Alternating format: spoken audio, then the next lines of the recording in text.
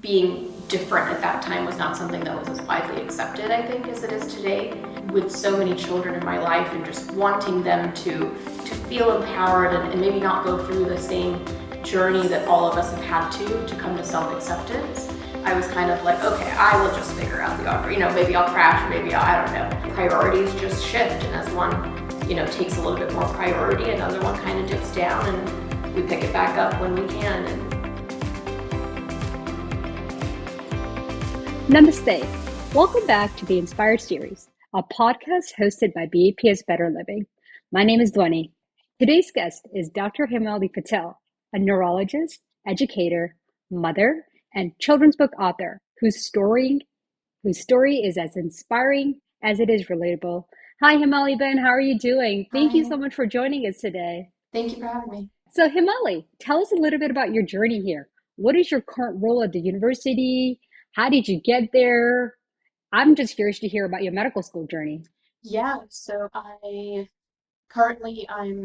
one of the assistant professors. I take care of multiple sclerosis and neuroimmunology patients, so people with autoimmune conditions involving the brain and spinal cord. Also, I'm grateful to be one of the assistant program directors of the adult neurology residency. And yeah, that's kind of my role at work. So, getting to this university level, it wasn't easy, right? So, how did you get through medical school? Because that's a lot of years of training. Yes, yes, it is a lot of years. I think in order to make it through the amount of training, one really has to have a passion for it. Because if you don't have the drive, the fuel to get all the way through the training, right? It's a really long tunnel. You often can't see the end of it, especially at the beginning stages. It's so far down the line that you really have that passion, have to have that true um, desire to help people ultimately, because there's otherwise not much that can fuel you for it's really almost a decade. Yeah. And, I'm sure throughout, there were times where during your journey, you felt there was like, you were filled with self-doubt and anxiety, and obviously there's physical and financial stress, right? So what got you through those? What helped you overcome some of the stressors that were there?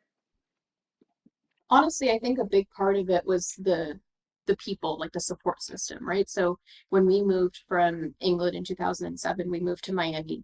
And so the Hmong there that we have, the community that we have down there became a huge component of our family essentially. And so when, all the way through school and then in medical school, my hours didn't always allow me to necessarily be up on there every weekend as I used to or as I was used to, but just having that connection to the individuals, having my friends, that support system, people who knew me, knew my goals at the end of the day was hugely helpful, because then when I would see them during the week, see them when I could, they would come over for dinner, something like that. They were able to help keep me grounded really in our values.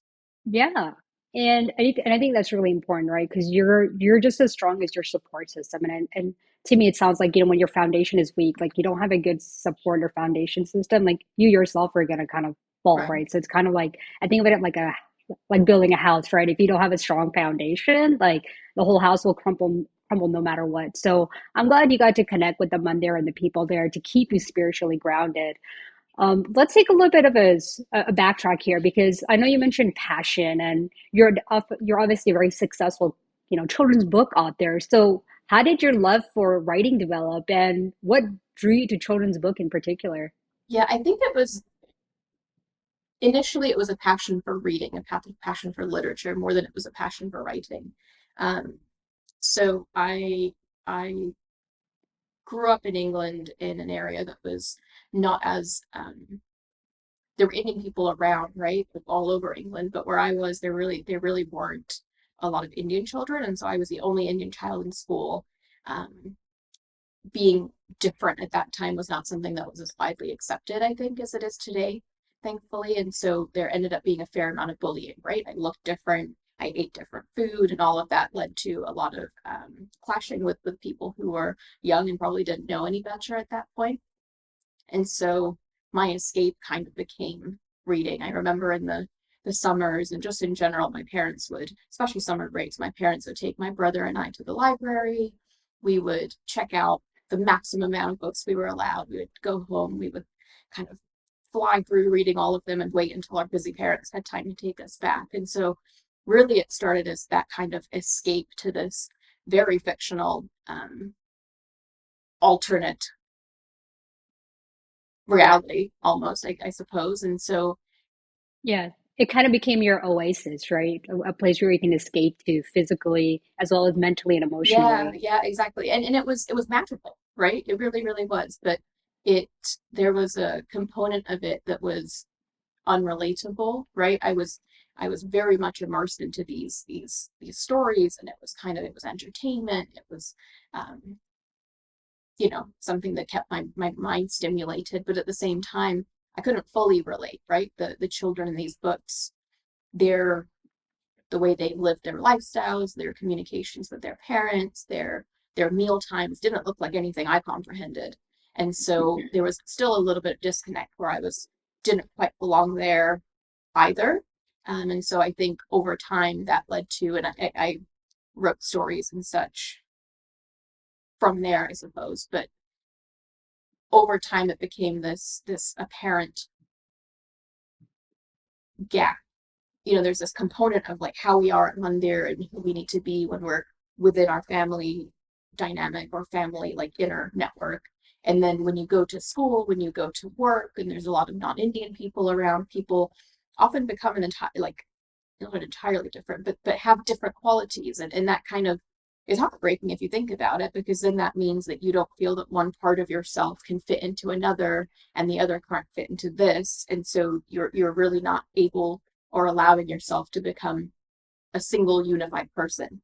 And so that's where I think, especially in adults, it's also very confusing. But imagine that as a child, right? A child's mind and feeling like, well, at Monday I can follow all these niyams and everybody supports it, but at school I kind of feel like I should. It's not as welcomed or accepted. It's not as normal, Yeah. right? Normal is a big thing when you're a child. So that's where it came from. I think just realizing that the ability to normalize a lot of this for children, even if it's something as simple, super simple as a storybook, but that in their minds can go so far. It could even impact them in adult life and make them feel more comfortable being who they are at home, at Monday, at work, at professional situations, whatever it might be. I'm so glad you shared that, right? And that's so inspiring because I remember when I was flipping through your book with my toddler, like she would point out and she would be like, Bhai, which means brother, or Didi, which means sister. And she, just seeing familiar faces on the storybook, like, she's not even two yet, but for her to recognize that, hey, my skin tone or the color of my skin is represented in this storybook, it's very powerful, right? Because I do, similar, just like you said, I want her to feel comfortable in who she is, and stories like this, like books that have been published, like yours, they will normalize these ideas and these concepts. Whoever picks it up, right? Not just someone who's of Indian origin, but someone of a different origin, and they look at these different pages filled with beautiful illustrations, and they're like, oh, like this is normal. So I'm so glad you got to publish this first book. So tell me a little bit about this first book. Like, what inspired it, and what was the message you were hoping to give to the readers, or I guess the kids? I have a lot of children in my life, right? When I was first starting to think about writing this, I have nieces, I have nephews. I was pregnant, and I was like, okay, so the limiting part of it, I've thought about this, 5, 6 years before it was ever brought to fruition. And what held me back is I am not an entrepreneurial person. I don't understand even the beginning of that. And that's very daunting, still is, to be honest. But then with so many children in my life and just wanting them to feel empowered, and maybe not go through the same journey that all of us have had to come to self-acceptance. I was kind of like, okay, I will just figure out the order. Maybe I'll crash, maybe I don't know. And so we just did it. And it was, every writing the story was kind of the easiest part for me compared to all of the other components, which I've never been aware of, and I didn't really know anybody who could help guide me through that. Um, I am very particular, as you have to be, I think. So each part of every page I kind of mapped out. Like, I want this person to be doing the dishes. I want this person to look like this. I want this boy to have curly hair. I want this person to be, an X skin tone, or this person to be an X skin tone. I want to make sure we have representation of all of these things. And so every detail on every page was kind of well thought out and very intentionally put there. And it's been really healing actually, because I didn't anticipate getting support from anybody really outside of satsang, but especially not outside of Indian people. And I've had people who I've known 5 years ago, 10 years ago, who have like messaged me randomly, hey, I'm pregnant and I bought my child this book because I want to put it on their bookshelf in their nursery. And it's just such a heartwarming feeling. I have this very totally Caucasian, really good friend of mine from training. And she messaged me saying that she got it for her daughter. Her daughter was like almost 2 at the time. And she's like, well, my daughter's telling me that she wants buttercup for breakfast. So you're going to have to tell me how to make it. And then occasionally she'll say, well, hold on, mom, I need to do my puja before I eat. And it's amazing. It's kind of funny. But then also, if we think about it, imagine when we were children, right? If Yeah. someone had told me there's going to be a world in which a white child, a very non-Indian child, is going to talk about puja and talk about Watagapoa. And, that same girl had her birthday party and she was so obsessed with that book that they did like a ring toss, which is part of Butter's birthday. They had like hats that looked just like Butter's birthday hats. And it was like almost themed. It was a small birthday party, but they kind of themed it after things that she enjoyed from that book. So it just the impact, right? Like, I mean, that's what keeps me going, is seeing the impact. And even within satsang, there's people that are like, wait, Amazon doesn't sell books that have tilak janlas, and their moms are like, well, now they do. It's everything. That is so, that's kind of, like you said, it's funny, but it's so inspiring because, 5, 10 years from now, as these books evolve and more people, start to see these representation, it's going to feel normal. I mean, it already does feel normal, right? Like you said, and I think it's just going to keep growing. So that is amazing to hear that. So I have a question. So you definitely, you're a mother to a toddler. You're practicing as an assistant professor. You're training all these residencies, and you're publishing at the same time. How do you do it all? Like, how do you balance everything? I don't. I think the concept of balance. I think the idea of a static balance where, at any given time I've got it all. I know how to. It's if it's achievable, I certainly don't know how to do it. I think it's an impossible concept, to be Yeah. honest.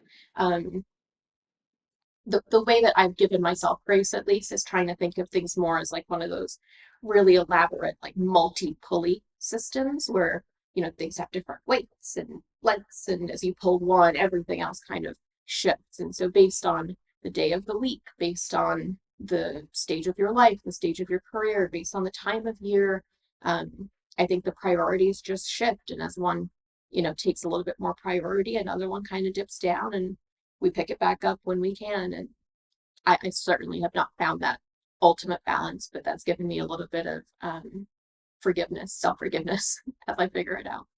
Yeah, and that's amazing, right? Because, like you said, I love this pulley system analogy because it's so relatable, not just on like a macro level, but even on a day-to-day level, right? Like on let's say on one day you're pulling one thing because your toddler wants your full attention, and another day, you're grading papers, and you're like, I need to kind of shift my balance here, and like, I think what you and I are trying to just say is that we're just trying to keep up and just figure out things on a day-to-day basis, and that's just how life is.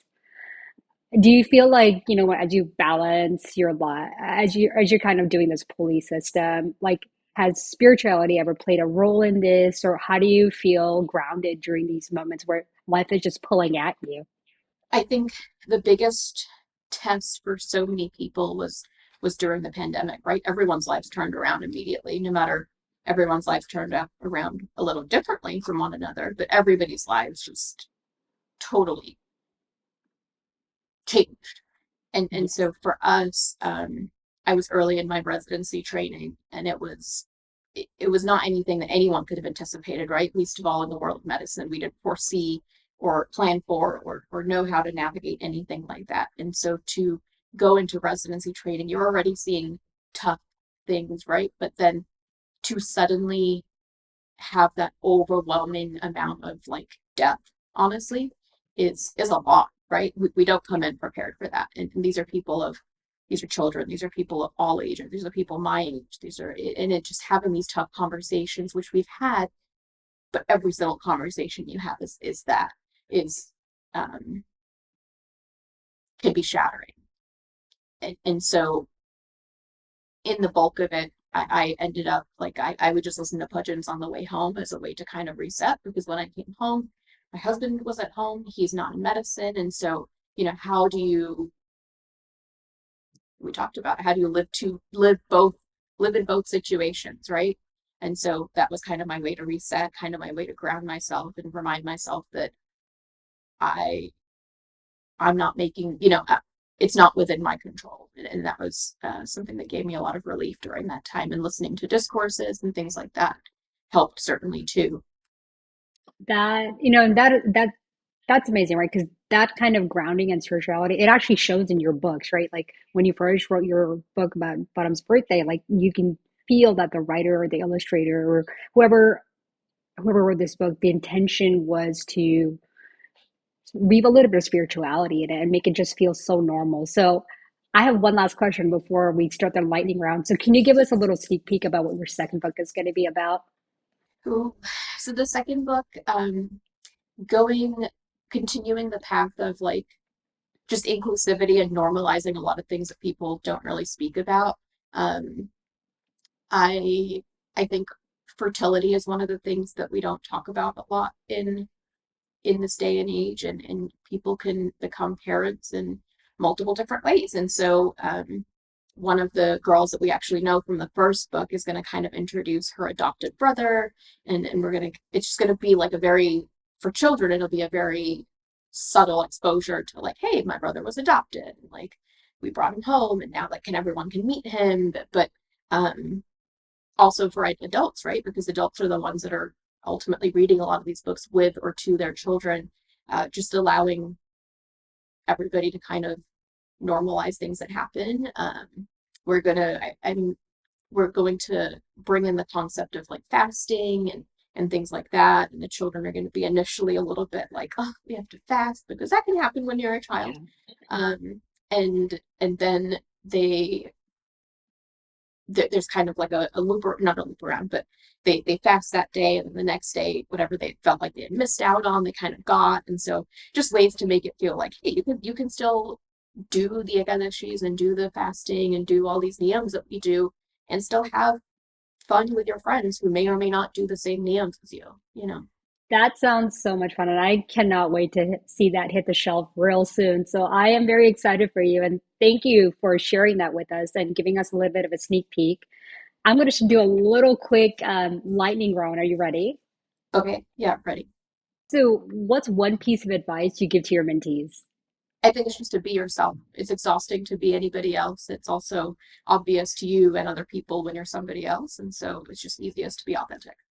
What's one fun thing that you get to do with your toddler every day? Whenever we sit at the dinner table, he knows to start the rounds about like, how was your day? What did you do? And so he asks that, and then we have to ask him, and he asks the next person. They have to ask him, and so he enjoys that. That sounds like a lot of fun. What's one quote or teaching from satsang that stays with you? I think the quote by our Guru Brahma Maharaj, "In the joy of others lies our own," is something that certainly fuels me, and it's such a simple yet powerful quote that propels a lot of our community members. I'm so glad that you come to our podcast today and share your words of wisdom. And to all our viewers and listeners, Himala's story reminds us that balance isn't about keeping everything perfectly still. It's about knowing which priorities to hold close in each season and letting them shift in grace. Thank you, Himali, for sharing your story, your wisdom, and your example of living with intention. And to our listeners, may we find our own way to blend our passions, responsibilities, and spiritual grounding so that in the joy of others and progress of others, we can find our own peace and fulfillment. Thank you. Namaste.